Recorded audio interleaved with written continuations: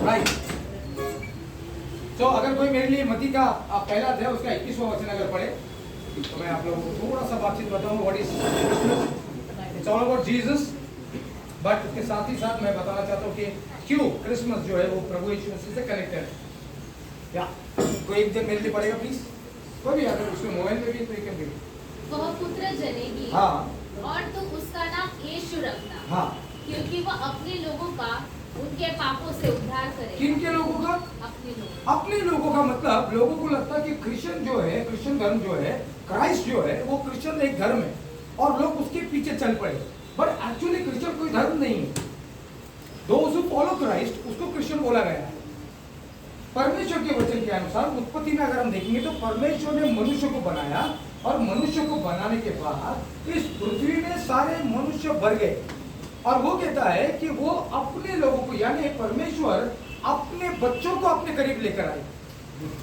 एक ये ऐसा परिवार है जिनके बच्चे खो गए हैं और उनके माता पिता ने अभी प्रण लिया है कि आता मी काय करणार आहे, माझ्या लेकरांना परत मी माझ्या घरी आणणार आहे। और वही बात मरियम के जीवन के द्वारा मत्ती का पुस्तक कहता है कि एक पुत्र को जन्मेगी, उसका नाम यीशु रखना, जो अपने लोगों को पापों से उद्धार कराएगा और परमेश्वर से मिलाएगा। पुराने समय में लोगों ने तय कर दिया था कि वो लोग परमेश्वर के पास नहीं जाएंगे और हमारे बर्ताव के द्वारा भी कभी कभी हम ऐसे ही करते कि हम परमेश्वर के पास जाना नहीं चाहते। हमारे व्यवहार, हमारा चाल चलन, हमारा बोलना, ये सारा चीज जो है वो धीरे धीरे परमेश्वर के विरोध में काम होते जा रहा है और हम परमेश्वर से दूर जाते जा रहे हैं उस अंधकार में जहां पर सिर्फ दुख है, तकलीफ है, परेशानियां। बहुत से लोग सोचते हैं कि थोड़ा सा तकलीफ है दारू पी लो और अच्छा हो जाएगा, पर जब वो लोग वो पीते हैं और ज्यादा तकलीफ में आ जाते हैं। और ये बात जब परमेश्वर ने देखा तो बोला कि मैं अपने बेटे को भेजूंगा ताकि उनके साथ जो टूटा हुआ संबंध है वो फिर से मैं एक कर सकूं। और इसीलिए प्रभु यीशु मसीह के वचन के अनुसार अगर आप मत्ती 11:28 निकालेंगे, मत्ती का पुस्तक मैथ्यू चैप्टर 11:28 वर्स 11:28। हे सब परिश्रम करने वालों हाँ। और बोझ से दबे लोगों, हाँ। मेरे पास आओ, मैं हाँ। तुम्हें विश्राम दूंगा। हे सब परिश्रम करने वाले लोगों मेरे पास आओ, मैं क्या करूंगा? विश्राम दूंगा। क्यों? क्योंकि पिता की इच्छा है की उसके बच्चे विश्राम करे। एका वडिलाची आई वडिलाची इच्छा आहे की त्याची लेकरं जे आहे ते आरामशीर राहील, पण प्रॉब्लेम क्या हो रहा है कि लेकरांना यायचं नाही और इसीलिए परमेश्वर ने सोचा की लेकर तर येत नाहीये, आता मी काय करतो, माझ्या पुत्रालाच तिथे पाठवतो। काय करण्यासाठी? ते तुटलेले संबंध परत जोडण्यासाठी। और इसीलिए प्रभु यीशु मसीह के वचन के अनुसार पवित्र शास्त्र कहता है कि उसने पुत्र को भेजा कि जो कोई पुत्र पे विश्वास करे अनंत काल का जीवन उसका। क्यों? क्योंकि मैं चाहता हूं कि कोई भी व्यक्ति का नाश ना हो परंतु उसे अनंत काल का जीवन प्राप्त हो। यूहन्ना 3:16। हाँ, पढ़ो पढ़ो पढ़ो, हाँ पढ़ो, I know that, you know that, पढ़ो। परमेश्वर ने हाँ जगत से ऐसा प्रेम किया कि उसने अपना एकलौता एक पुत्र दे दिया, हाँ। ताकि जो कोई उस पर विश्वास करे वो नाश ना हो परंतु सार्वकालिक जीवन पाए। परंतु वह अनंत काल का जीवन पाए, वह स्वर्ग क्या बोलते हैं, सार्वकालिक जीवन प्राप्त हो। कौन? जो लोग विश्वास करेंगे किस पे? उस भेजे हुए बच्चे पे, उस भेजे हुए पुत्र पे।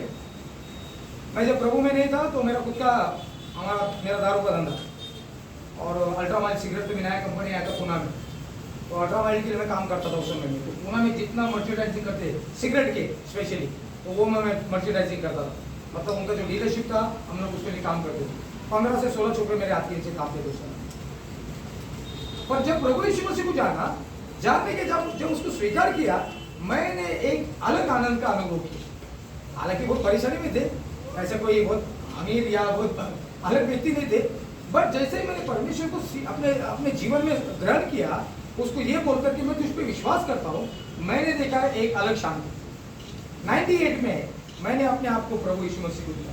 उससे पहले मैं प्रभु को नहीं जानता था, ना मेरा परिवार कभी प्रभु को जानता था, और हम लोग ऐसे ही मतलब बस सब चीजें में करने वाले जहाँ से शांति मिल जाए। और जब प्रभु के पास आए हमने देखा कि एक अलग अनुभव, एक अलग शांति हमारे जीवन में, और वही शांति परमेश्वर अपने लोगों को देना चाहता है। और इसीलिए उसने क्या किया, अपने पुत्र को भेजा। और वो पुत्र कौन था? प्रभु यीशु मसीह। और क्रिसमस इसीलिए सेलिब्रेट करते हैं कि उसने अपने लोगों के लिए अपने एकलौते पुत्र को भेजा। किसके लिए? कि वो उसको जाने, उस पर विश्वास करे और अनंत काल का जीवन प्राप्त करे। है ना आनंद की बात? तो इतना सीरियस होने की क्या जरूरत है?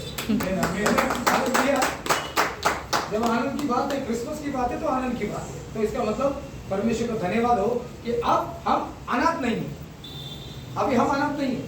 कोई हमारे साथ रहे या ना रहे, पर परमेश्वर के वचन के अनुसार यशायाह में क्या बोला उसने? एक पुत्र के लिए पुत्र जन्मेंगे। हाँ देखो, पढ़ो थोड़ा यशायाह में 7:14 पढ़ना। यशायाह पुराने करार में एक लास्ट पढ़ूंगा, उसके बाद हम लोग इसको खत्म करेंगे। हाँ पढ़ो। इस कारण प्रभु आपकी तुमको एक चिन्ह देगा। हाँ। सुनो, एक कुमारी गर्भवती होगी। हाँ। और पुत्र जनेगी। हाँ। और उसका नाम इमैनुएल रखेगा। इमैनुएल का मतलब क्या है? परमेश्वर हमारे साथ है। कोई हमारे साथ रहे या ना रहे, हो सकता है हमारे माता पिता हमारे साथ ना रहे, हमारे भाई बहन हमारे साथ ना रहे, हमारे रिश्तेदार हमारे साथ ना रहे। क्यों? क्योंकि हर एक व्यक्ति अपना पर्सनल लाइफ जी रहा है, पर उस पर्सनल लाइफ में हम अपने आप को कभी कभार अकेला देखते हैं।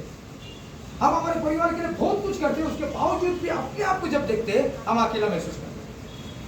हम हमारे बहन के लिए, भाई के लिए, बच्चों के लिए, पति के लिए, पत्नी के लिए, माँ बाप के लिए, रिश्तेदारों के लिए, अपने आप के लिए भी बहुत कुछ करते हैं, लेकिन उसके बावजूद भी हम अपने आप को अकेला ही देखते हैं। और उस अकेलेपन को दूर करने के लिए हमारे लिए एक सहायक भेजा गया है, वो है इमैनुएल। इमैनुएल का अर्थ है परमेश्वर हमारे साथ। जब देव आपल्या बरोबर आहे तर तो म्हणतो कसली भीती आपल्याला? जब देव आपल्या बरोबर आहे मग भिण्याची गरज नाही। क्यों? क्योंकि हमारे साथ परमेश्वर है। जब हमारे पास परमेश्वर है तो सारे चीज, सारे काम हमारे परमेश्वर पूरा कर देगा। और इसीलिए बोला उसने कि वो एक ऐसा दोस्त देगा जो सदा तुम्हारे साथ बना रहेगा, तुम्हारे दुखों को वो जानने वाला रहेगा। कभी कभार हमारे परिवार हमारे भावनाओं को नहीं समझते, हमारे रिश्तेदार, हमारे दोस्त, हमारे भाई, क्योंकि हर एक लोग अपने अपने जीवन में जी रहे, तो वो हमारी भावनाओं को नहीं समझेंगे, हमारे दुखों को नहीं समझेंगे। इसीलिए एक पुत्र दिया गया जो सब कुछ समझता है। इसलिए उसने क्या बोला? तुमच्या हृदयातली गोष्ट परमेश्वर जानत आहे। तो की कायचा मनामध्ये, तुमच्या हृदयामध्ये तुम्ही काय विचार करताय ते सगळं जानतो। क्यों?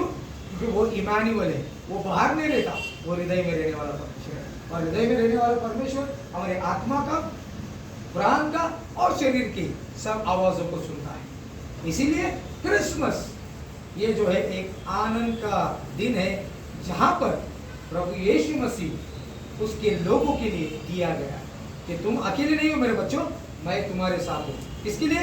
तुम्हारी मदद करने के लिए, तुम्हारी सहायता करने के लिए, तुम्हारी अगुवाई करने के लिए। और तुमको क्या करना पड़ेगा? तो मेरे पास आना पड़ेगा। इसलिए मत्ती 11:28 क्या बोला? अहो कष्टी करो जन हो मस्त करूया आणि मी तुम्हाला विसावा देईल। विसावा म्हणजे शांती, आराम आणि आनंद। क्योंकि इमैनुएल जो अपना यीशु इसीलिए इस पृथ्वी पर आया है, जिससे हम क्या बोलते हैं? क्रिसमस। इस समय मैं आप लोगों के लिए प्रार्थना करूंगा। यदि कोई प्रार्थना है तो आप बोलना, तो मैं आप लोगों के लिए प्रार्थना करूंगा। अपने यहाँ पे जब सेल मीटिंग चल रहा था तो मनीषा की भाभी है, उनको बच्चा नहीं होता था। हाँ, बंद करो। फोटो कर